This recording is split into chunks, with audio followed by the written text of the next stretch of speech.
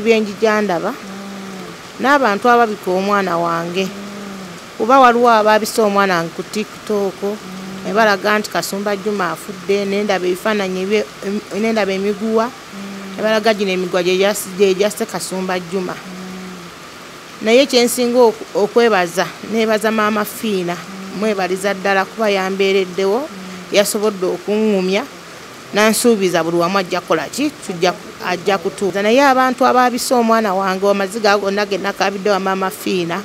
nga baŋŋamba weesibe ekigoye onywere y'omwana bakoze eki bamumaze. Naye kyensaba gavumenti ennyambe enkwatibwa ekisa oba omwana wange Kasumba Juma nga gyali ennyambe endage ku mwana wange era enjagala mpulize ku Kasumba Juma yafa. Kigambo kye nawulidde eky'omwana nti yafa kyankabizza amaziga. Engamba omwana wange waba yafa nga simulabyeko kuba yamukubidde awo nga wendi n'amwongeza okiwulira nangamba nti omwana ayinza okuba yakola ki yafa. Naye nange ekituufu siina kyenkola ki kyemmanyi siina kyenkola kyagamba ati yangamba oyo omufere nangamba leeta ssente sobola okusiba omusango. Naye ne mugamba munnange siina wadde ki ekikumi nange nga woolaba senga mbadde n'ekikumi saali ekubidde mulanga mu bantu bange bannayuganda bannange naye nava nekubira omulanga kuba waliwo omuwala wange yanteeka ku TikTok. Kyesitana bakonfami obaze mu kooti obatazze bannange ne bwe baba bakusalidde Kagabe wano Uganda bwe bakusalira si lwe bakutta. Okitegedde esooka baluulinga ne bategeeza Kasumba eyabategeeza amawulire ago kati oli bw'aba yasobola okumulaba nga si relative we kati ate ono maama we katula ati stories zino baconfusinga mukadde waffe kitegeera nkubanza ekituufu kyennyini kyemba advice bwe tuba tusobola okumobilizinga tunoonye ssente maama agende ng'agenda embasi esobola. Omuvubuka Kasumba Juma gwe bakwata n'enjaga mu ggwanga lya Saudi Arabia amawulire gongedde okutegeeza nti yafudde nti bamusse era mpuliriza bwe bukeeredde nga tuli mu kiyongobero kya muganda waffe Kasumba Juma oluvannyuma lw'okuba nga yasaliddwa ogw'okufa mu ggwanga lya Saudi Arabia ng'era yattiddwa. Omwana ono yasaliddwa Kukalabba era yattiddwa. Information etambula eraga nti munange ateerebwa Kalabba era attiddwa ebiri siriasi. Showtime Music presents Aziza Zion live at Serena Hotel Kampala in Strings of Love concert. Saturday 4th November. Entrance is only 150k. Early birds are 100k and a table of 8 goes for 3 million Ugandan shillings. All tickets can be bought at www.quicket.co.ug. Strings of Love concert is powered by Arapex Style Adhesive, Stream Life Avenue, Capital Radio, Climax, Platinum Wellness Spa, Phenon, Galaxy FM and Maestro Studios. Come feel the real love with the king of guitar, Aziza Zion. Abalungi abali ku HK Media yenze Hadija Kigozi enkube tusibyeko akanyago olunaku olwaleero. Njagala okusaasira abantu abasula mu ntobazi nti Mukama Katonda abaviireyo kubanga kino kyo kika nnyo nnyini ddala. Olunaku olwaleero nkomyewo mpaati tuno omukyala Nakadu Harima maama wa Kasumba Juma abeere ng'ayongera okutunyonyola ku mbeera ya Kasumba etuuseewa. Abantu bangi mwalaze nti muli concerned mwagala okutegeera ebiki ebikwatagana ku Kasumba embeera etuuseewa. Abalala bagamba mbu Kasumba bamusse, abalala bagamba mbu ate Kasumba bamuwulizaako. Nze nayogerako ne kojja w'omulenzi n'agamba nti Kasumba bamuwulizaako ng'ekkooti egenda omutuuza ya lunaku olwaleero. Ate jjo twabadde ku live ya Maama Fiina nga maama wa Kasumba ali bubi nnyo nnyini ddala nga tamanyi ddala kiki ekigenda mu maaso ku mutabani we. Bannaye abantu ababika abantu be mutalinaako omutwe n'amagulu si buli muntu nti TikTok agitegeera. Ogenda kuvaayo obika omuntu kati nga Kasumba Juma maama wa Kasumba Juma onaakuba emiranga ng'alowooza nti omwana we bamusse. Mulekerawo okumenya emitima gy'abantu in the name of wanting to get content. It is not good. Bajjukiza nti yenze Hadija Kigozi mbeerawo ne Jona ku kamera okubaweereza ate nga aba BBH Travels bateekamu omusaayi okulaba nga kyetambula bulungi. Aba Platinum Wellness Spa n'aba IBK Cargo Services. Insights okulaba maama. Kale nnyabo. gyendi naye siri bulungi ku bintu byenjija ndaba n'abantu ababika omwana wange kuba waliwo ababisa omwana wange ku TikTok ne balaga nti Kasumba Juma afudde nendaba ebifaananyi nendaba emiguwa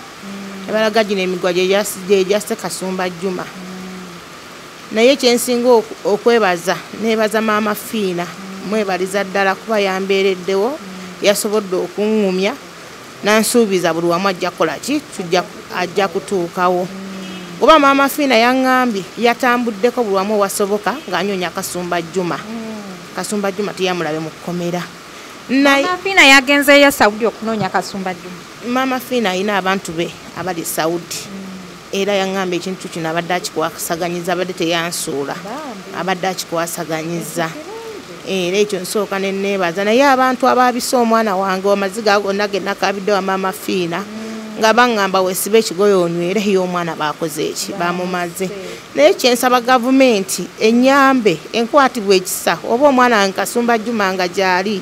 ennyambe endage ku mwana wange era enjagala mpulize ku Kasumba Juma. Kuba Kasumba Juma simuwuliza kuba olwaleero kooti weetudde oba gy'ali waba mufu bamumpeereze nziike ku mwana wange Kasumba Juma. Kuba ekyokukola bannange abali eyo abandaba mutima sikyayina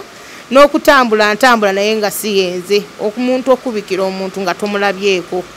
Bonna abali eyo abawuliriza gavumenti nsaba ennyambe bonna alina obusobozi okusobola okunnyamba ewa Kasumba Juma. N'alina amawulire agakwatagana Kasumba Juma amatuufu nga tali ku ba TikTok bana babuzaabuza anyambe era nsabira ddala akole ki anyambe. Kuba omutima gwe sikyalina ogw'omwana okiwulira ebyo mpulira nga omutima sikyakola kisikyalina. Njagala okwebaza Maama Fiina nti abantu abamuyita ebiseera ebisinga avaayo n'ababeererawo yeebale nnyo okukuyita n'okukubeererawo naye bwe mwabadde ku live nalabye ng'okaaba ng'olinga ng'ogamba nti oli shuwa omwana abaamusse kati ekituufu kyeki? Amaziga ge walabye nga nkaaba waliwo omwami yakubidde Maama Fiina essimu n'amugamba Maama Kasumba Juma waaba waali yeesibe ekigoye anywera ayinza okuba omwana we yakola ki yafa. Ku kigambo kye nawulidde eky'omwana nti yafa kyankabizza amaziga. Neŋŋamba omwana wange waaba yafa nga simulabyeko kuba yamukubidde awo nga wendi n'amwongeza okiwulira. Naŋŋamba nti omwana ayinza okuba yakola ki yafa naye nange ekituufu siina kyenkola ki kyemmanyi siina kyenkola kyempulira kyempuliza nti oba mwana kino wabula gavumenti n'omuntu yenna asobola anyambirwa Kasumba Juma mmanyi omwana wange waali oba mufu oba mulamu njagala bannyambe gavumenti ennyambe ntwale ku mwana wange. Kyennyinza okugamba bwe ntyo kuba siina nange embuzaabuzibwa. Maama Fiina yansuubiza nanga Maama Kasumba Juma guma era yambeereddewo nansuubiza naŋŋamba buli kimu nja kubeererawo ku kyomu. Maama Fiina ye yagambye ati okutwaliza awamu. Maama Fiina nga mwabadde live abantu abamu bayinza obba tebaabirabye. Maama Fiina yaŋŋambye ebigambo bino yaŋŋambye Maama Kasumba tunyoonyereze era n'olwaleero abadde alina gyetugenda okgenda tunyoonyereze ku ky'omwana. Ampadde muganda we naŋŋamba njagala otambule n'ono muganda wange ku nsonga za Juma. Ne mugamba nina bulaza wange akola ki atambuza ku zino ensonga naye kankuwa ennamba ne muwa ennamba boogere naye ebintu bino kuba yabadde ajja akola ki abitambuza. Naye nga nange ekituufu sikola ki simanyi. Maama Fiina yagambye ajja kubeerawo okutuyamba ku kinaaba kikoze kitya kiganye. Naŋŋamba naye Maama Juma nange ngezezaako kunyonyereza ku Juma tolowooza nti nali nakusuula nkyakuliko oli muganda wange era tujja kukwataganira wamu. Kati Maama Fiina ye yagambye nti yakoze okunoonyereza mu makomera gonna ag'e Saudi nga Kasumba Juma taliiyo. Yaŋŋambye yanyonyereza ku makomera g'e Saudi gamanyi amakomera ga Saudi nga Kasumba Juma taliimu. Kati ate muganda wo byakugamba nti no Kasumba Juma gyali kati okale kansooke nkuzeeyo emabega okuva lwetwasinkana omulundi ogwasooka ebintu bye nabagamba oba ebintu bye twateesa ebintu Calvin Kayanja naye bye yayogera muyinako sitepu we mwatuuka? Omwami oyo Kayanja bye yayogera ku kuba twayogera wano n'agamba omwana wange nti bamukwata ogwo ogwenjaga nenkitegeera nti omwana gwanjaga naye wano brother naddamu naŋŋamba Kasumba Juma yamuwulizaako mulundi gutya gumu yayogerako naye n'amugamba bamusiba kuba sente ezikuba yamubuuza nti ali mu kkomera ki Saudi teyogera bigambo biwera bisatu kuba bagamba mbu unity simanyi ya 1,700 oba ya 1,000 simanyi sente zeeyo kuba ye omulenzi ye yakuba ono si ye yakuba wekyali naye nga nange ndi awo siina kituufu wengwa siina kituufu kyentegeera kati muganda wo ye bwakugamba muli oyinamu okukkiriza nti omwana wo gyali mu kkomera ninamu okukkiriza nti alabika omwana mwali era ninamu omuli omutima oguŋŋamba neŋŋamba omwana wange akyali mulamu naye nga era woomanyi nti embeera ya maama owulira nga ekitengo kikkuba n'okutuka amagu n'ogamba oba omwana wange era ne kaakati we mumpitidde nga ndi mubuliri omunjugumira era nga mpulira nzenna sikoze sitegeerekeka okitegeera neŋŋamba olw'omwana wange kaŋŋende ndabo oba waliwo ekituufu ku ky'omwana wange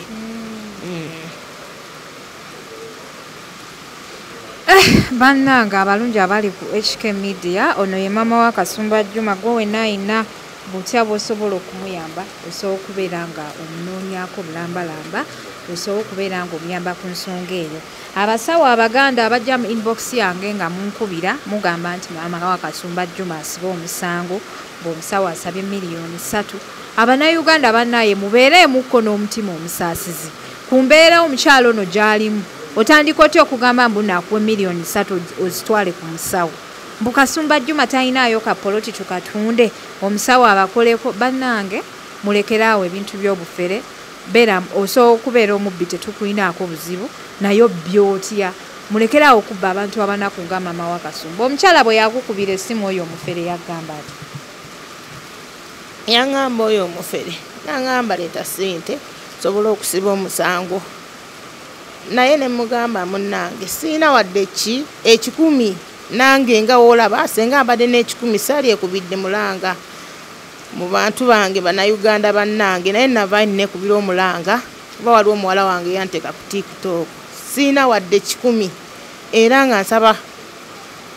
Bannayuganda nesaba ne gavumenti enyambe nga wendaba olw'omwana wange Kasumba Juma siina wadde 10 ndejjesa katogo nfumba katogo siina wadde 10 era nga nsigala neebaza maama Fiina yasobodde naddukirira okunyamba naye nga siina wadde 10 n'ekimu kyenyiza nsi naye nga bonna asobola okunyamba naye nga siina ssente ebintu bye twanyumiza ni maama Fiina era twanyumiza ku bintu byabuuza maama Juma muyambye ntya kuba muyambye ntya amagezi ge baawadde teri yaleese buyambi okujja ku maama Fiina kuba amagezi ge bampadde maama Fiina yaŋŋambye twesabire ate ogume tulabe engeki gye tuyamba omwana n'oyo eyakubye essimu eyankutudde amagulu eyamukubiddeko maama Fiina oyo eyankutudde amagulu yagambye maama Fiina abadde yakamala Saudi myaka 8 naye oba omwana nga yatwala njaga tebamusibiddemu agamba makomera maama Fiina ge yagenza anyoonyaako nti balabika baamwawula kuba oyo omwami yagambye bw'ati omwana oyo balabika baakola ki baamwawula bamuteeka yekka egyokuttibwa kyekiyogedde oyo omwami n'agamba maama Fiina bw'oba onjagala waliwo ayinza okutuyamba n'amugamba amukubireko ndowooza gwe tugenda okusinkana olwaleero naye nga siina bantu be nayogedde nabo nagenze kusinkana maama Fiina era gwe nalabye ewuwe so kati nze mbadde nsaba engeri gye waliwo omuntu amanyi omuntu akola mu foreign affairs tumukubireko ku kasimu ate tulabe naye kikyayinza okubeerako nekyayogera ku nsonga ya Kasumba Juma kubanga ye kyemmanyi atuukira ddala mu makomera n'agaba abazzi b'emisango eminene osanga twaliyogeddeko naye n'atubuulira okuva luli lwe twayogera naye ku ssimu kati atuuse ku ki ku nsonga za Kasumba Juma olowooza tekikolewo difference bamukubireko twogereko naye ebbaluwa gyeri ku Foreign Affairs keesi y'omwana oyo badde nsaba family ekole process n'omuntu omutuufu tuve mu katemba tutwala obudde ekisooka okitegedde kubanga family erina genda ku Foreign Affairs omuntu musibe ebbaluwa gyeri ku charges gy'aliko n'embasi kye yakola okitegeera so ensonga eyo si ntuufu mbadde nsaba family eve mu byamawulire eve mu byaki eve mu bya TikTok ekole process entuufu kati okuva luli lwe twayogerako naawe gwe waddamuko n'owulizaako Saudi kubanga omukyalo ono bambi mbadde nsaba tumukwate empola teyasomanga ffe programu yaffe etandise so okuva luli mbadde nsaba nkunyonyolemuko katini mbadde nsaba nkunyonyolemuko katini ku nsonga y'omukyalo ono nti ye teyasoma nnyo nga ffe nti ebya TikTok abimanyi nti oba ebya YouTube kati ye bwe yalabye omuguwa ku TikTok ng'abaana bateekako mu Kasumba Juma guguno omuguwa gwe bamutugisizza gyemira nga gye yakubye ng'alowooza omwana we akoze eki afudde so kati mbadde si kituufu Kasumba leero abadde ne kooti kyesitanaba konfami bwe bazze mu kooti oba tazze bannange ne bwe baba bakusalidde Kagabe wano Uganda bwe bakusalira si lwe bakutta okitegedde esooka baruulinga ne bategeeza embase bwe bamala okugitegeeza kuba zino empapula zonna n'omusango omuntu oyo gwaliko singa family n'akola process entuufu negenda waneeno ku Foreign Affairs Consular Department neyeebuuza ku charge ne keesi ya Kasumba buli kimu kyonna gyekiri problem eriwo Adija nti family erowooza nti keesi eno esobola okusolvingibwa ku TikTok ekyo tekisoboka zino ensonga z'amawanga n'amawanga njagala maama wa Kasumba mami agende ku Foreign Affairs kubeera n'omukulu oli eyankubira gwe bayita Ali namuwa enamba ya konsola Saudi Arabia n'amugamba agenda ku Foreign Affairs kyenkakasa obulungi nti yagenda n'ebbaluwa n'agirabako so njagala tukole process entuufu TikTok buli omu aleeta mawulire gage tebali connected ku reality kati bw'owulira ebitambula nti bagenze mu makomera gonna nga taliyo ali mu safe house omuntu ali mu kkomera eritegeereddwa obulungi mu bbaluwa gye baweereza Uganda ng'eyita mu embase yaffe eri byonna baabinnyonnyola so maama bakwatagane ne family bagende ku Foreign Affairs bagende ku Consular Department beebuuze buli kimu kyonna gyekiri era n'omukulu oli enamba gye nabawa era kye yabagamba n'abagamba nti ensonga eno eri sensitive bantu bangi abaze bantuukirira simanya ani wa family naye mbadde njagala mugende national ID zammwe ku Foreign Affairs amabaluwa tugasindikayo era buli kimu kyonna kye twakola gyekiri okitegedde ekyo ekisooka ono omwana baali balina okuba nga bamusalira dda naye embase yaffe yalwana n'ekola apiiru etya yakola apiiru nti omuntu ono baamubuzaabuza okujja okukola ijja ne bamulimbalimba nti bw'onaamira zino empeke Saudi omusana mungi tegujja kukukosa tegujja kukola ki kuyisa bubi tukimanyi bulungi amawanga g'Abawarabu galina omusana so bo ne bakiteekamu nti omuntu ono baamulimbiralimbira mu kategole eyo era ne boogera naye embasi ebeera naye mu kooti era n'apiiru ye yagiteekayo era buli kimu kyonna embasi yekitambuza kati so family eve ku TikTok enoonye embasi beecommunicatinga nabo bakole process kuba nkubuulira ensonga eziri sensitive bweziti tezisobola kuggwera mu mawulire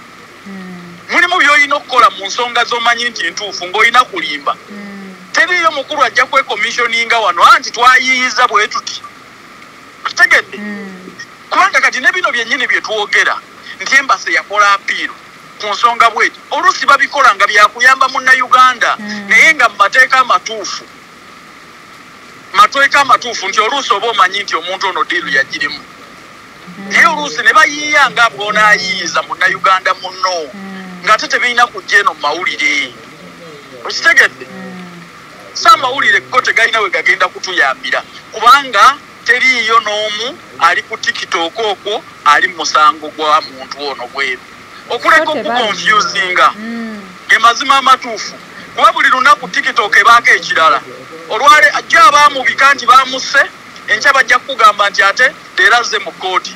ate ebibyo byennyini byoyogedde kuba kati nalaba evidiyo ya maama nga ali mu kunyolwa oli n'abikozesa nti maama Kasumba akakasiza nti yafudde okitegere so kati mu mbeera eyo njagala maama akwatagane ne mukulu ali eyankubira essimu ne muwe ennamba ne bamulagirira process gyekolebwa bakwatagane bagendeyo babiri kuba kyenkakasa era nayogeddeko n'omukulu oli eyankubira ali naŋŋamba nti yagenda ku foreign affairs ne bamulaga buli kimu kyonna okitegedde so ne maama naye akwatagane mu kkubo lyerimu kubanga obudde bwe tumala wano obudde tubumala kyekisooka obudde bw'omala ku tiktok nga buli omu akugjako content ye buli omu amukozesa nga bw'ayagala eri kooti zituula kyewandibadde ogattako kyemwandibadde mwogera ne gavumenti weesanga nga kooti zitudde kyewandibadde ogattayo tokitaddeyo ate ng'obudde buweddewo okitegedde ekyadija kubanga ffe twagala nnyo kamera naye wali ondabyeko nti njogera ku nsonga ezo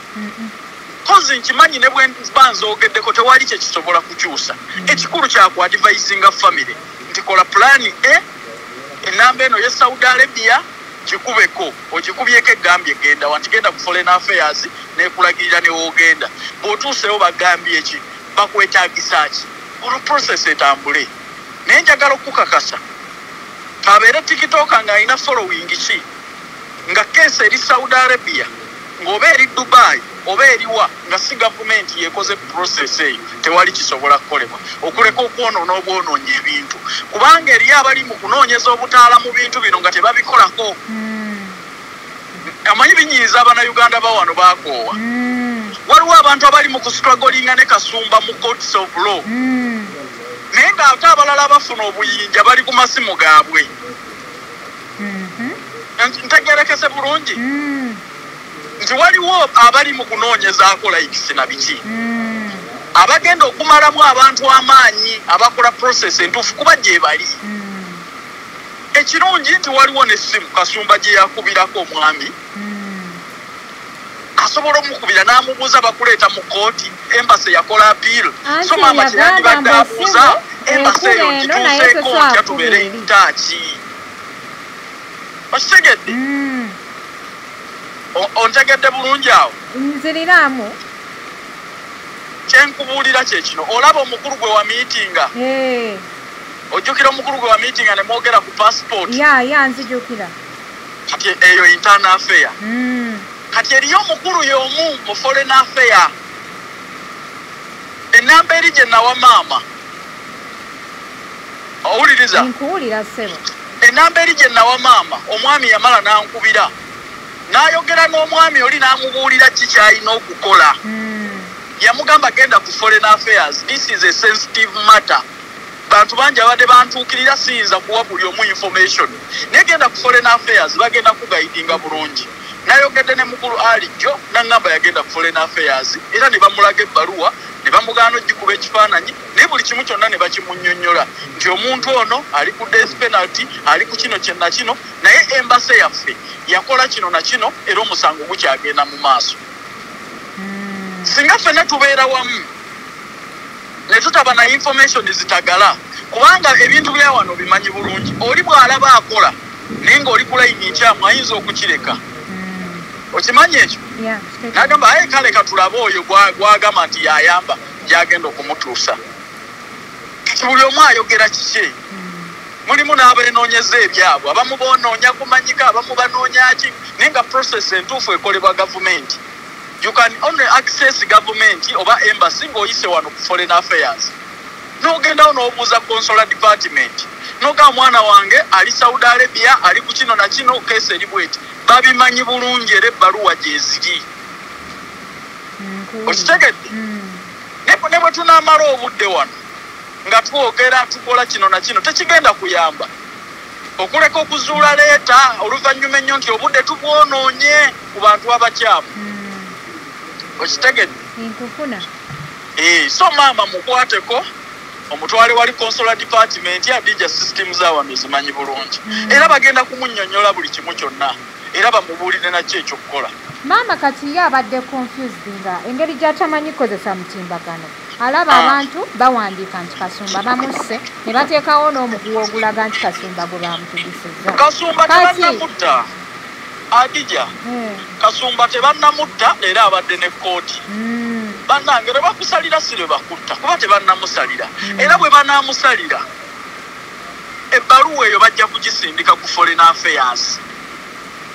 maama bwe baba following a case babagambye n'obagamba nti omuntu ono bamusalidde ku musango guno era ne kkooti n'ekkomera lyalimu limanyiddwa nawulidde abagamba nti ali mu safe house n'ebirala bingi obiwulira ndowooza titosobola mulaba ali mu safe house no osobola okugenda n'omulaba kasita obeera mu layini entuufu era kye naadivayizinga nga kyensaba maama bamufunire ssente oba tumufunire ssente nga nange kwendi tumugayidinge bulungi agende n'embasi Saudi Arabia ajja kumiitinga Kasumba maama akimanyi bulungi waliwo omuvubuka oba omusajja eyaliko e Saudi n'alaba Kasumba eyabategeeza amawulire ago kati oli bw'aba yasobola okumulaba nga si relative we kati ate ono maama we katula ati stories zino baconfusinga mukadde waffe nkubanza ekituufu kyennyini kyemba advising bwe tuba tusobola okumobilizinga tunoonye ssente maama agende ng'agenda embasi esobola okumuwa invitation kati ssente zibeeranga mmeka Saudi kasita bakuwa invitation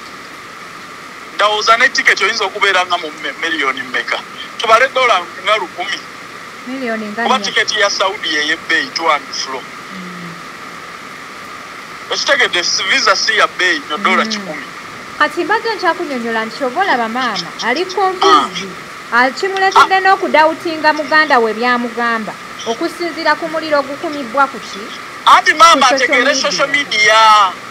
eno social media teyina kyesolovinga okuleka buli omu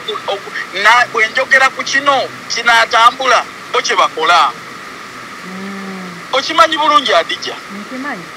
kubanze kye advisinga maama agende Saudi Arabia ajja kulaba bulungi Kasumba naye nina ne bendawulidde nga bamugamba nti Saudi Arabia bwona agenda tujja kumulaba ali mu safe house maama naye mwennyini yeebuze omuntu eyamuleetera amawulire ago yava Saudi oli we yasobolera okumulaba nga tamulinaako kakwate kati ate onaamuzaala w'ogenda mira mu protocol nti nze ngenze kulambuula musibe nga ne foreign affair wano ekuwadde recommendation nti gwe muzadde w'omuntu gwe baasiba ogenda bulungi n'okyalira omuntu wo maleyo battery ebadde ewedde kumbuulira kati kyembadde nkugamba nti nze ngenza okwetegereza nga gwayamba nyamba maziga ampo ekituufu kye kino sikulimba kubanga oyinza kugamba maama akunnyonnyodde oba akugamba nti eyampa amawulire yali agenze Saudi Arabia n'alaba omwana wange era n'agandeetera kuŋŋambe oli atamanyi muntu oyo yasobola okutuusa ku maama amawulire ng'agajje ku muntu ate goŋŋaye maama tayinza kulaba muntu oyo mu kkomera ekintu kiri kimu kyakusaba recommendation ya foreign affair kya embassy kutuwa invitation fenga ogwaffe kusondera maama ssente za tiketi kituufu ye solution okategedde bulungi nkufunye bulungi Calvin maama agenda alabe ku mwana we simanyi bangi abatajja kukikkiririza mbalina okuteekawo embeera era etajja kumulaba Saudi Arabia naye maama kyenjagala kimugumye kiri kimu eyamuwa amawulire yamusanga mu kkomera omuntu oyo yagenda n'amulaba najja n'agamuwa naye nga tamulinaako kakwate kati process oli gye yayitamu ne maama asobola okugiyitamu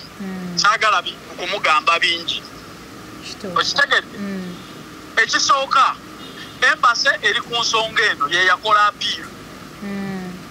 Nkunnyonnyodde ne bye mbadde sirina kugamba ku online nti embase biki bye yateeka mu apiiro eno. Kubanga mu mbeera yonna omuntu alina okulwaniribwako. Kubanga Kasumba singa bamutta dda kankubuulire kino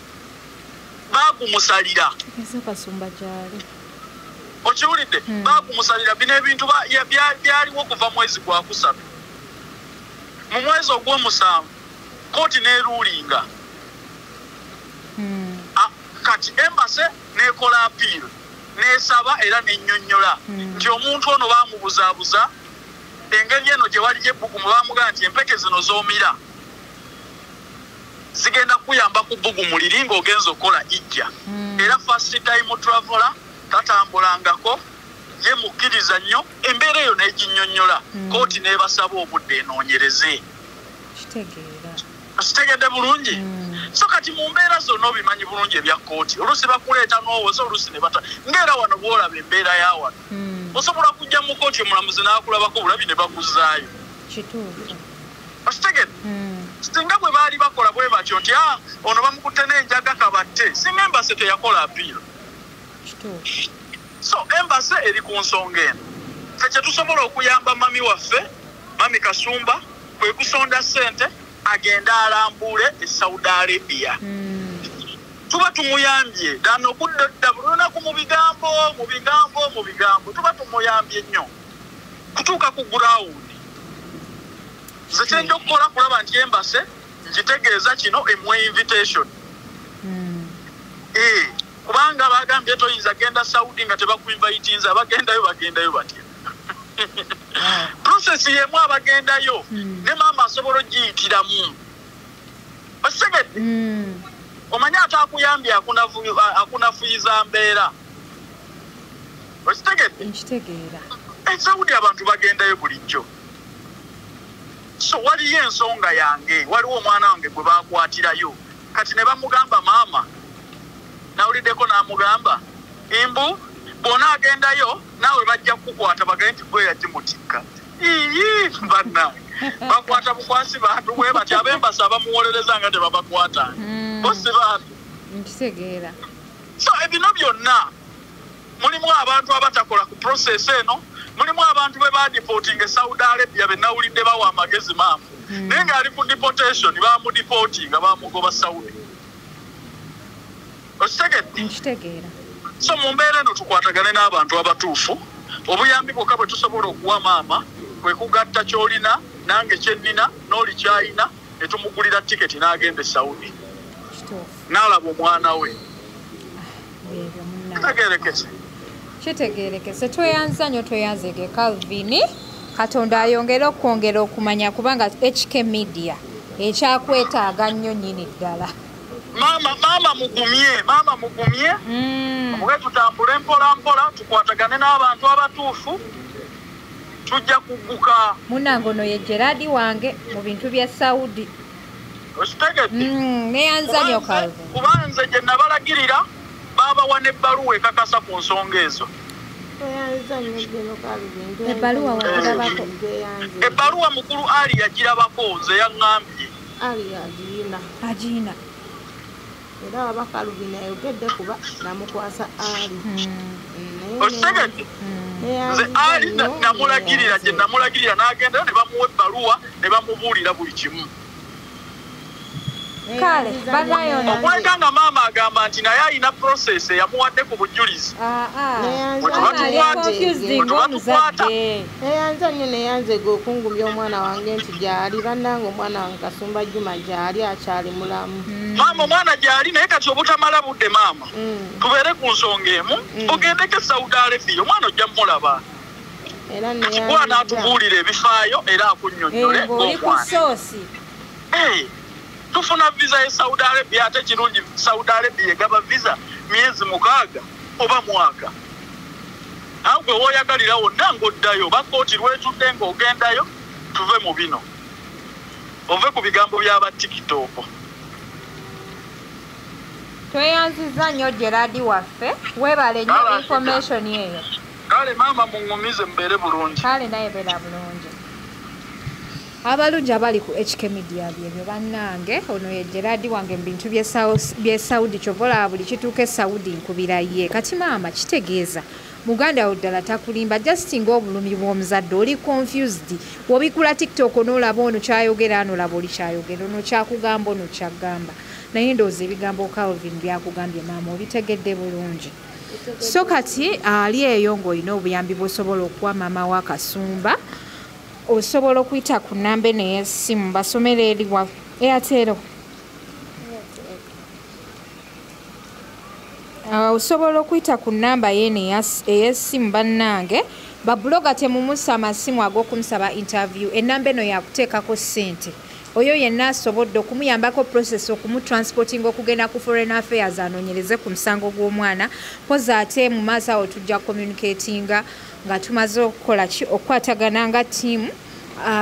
twesondemu akasente tulabe oba maama wa Kasumba agenda okulaba Kasumba ennamba yeri 0756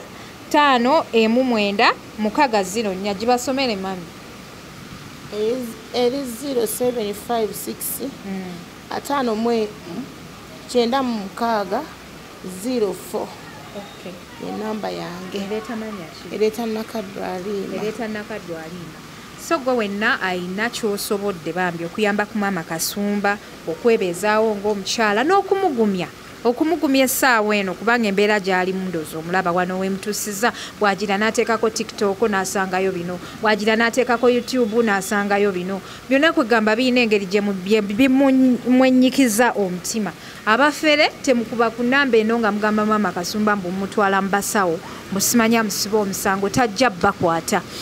ennamba eno tusaba bakwano mwenna abasobodde mubeere nga mumukwatirako ajja kuba musanyufu nnyo nja kuba mukeberako mubuuze mutuuse ku ki ku nsonga y'okusonda ssente njagala okubebaza nti mwebale okutulaba mwebale kubeererawo bantu mwebale kuyamba abantu bannange yenze HK Media mbeera ne Jona ku kamera okubaweereza mweraba